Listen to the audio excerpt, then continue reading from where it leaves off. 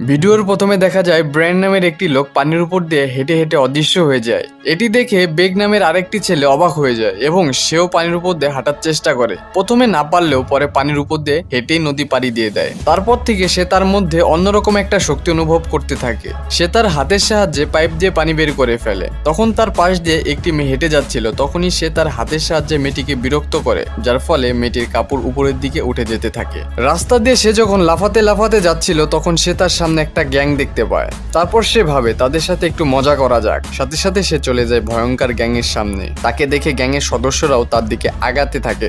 বেগ ভাব নিয়ে তাদের সাথে কথা বলতে থাকে। বেগ তাদের চ্যালেঞ্জ করে তার সাথে মারামারি করতে। এটা শুনে গ্যাংয়ের সদস্যরা তাকে পাগল ভাবে এবং তাকে নিয়ে অনেক হাসাহাসি করে। এটা দেখে বেগ রেগে যায় এবং তাদের মধ্যে একজনের পিছন দিয়ে বানর বের করে এবং সকলকে শায়েস্তা করার জন্য তার মুখ দিয়ে মৌমাছি বের করে তাদের পিছনে লাগিয়ে দেয়।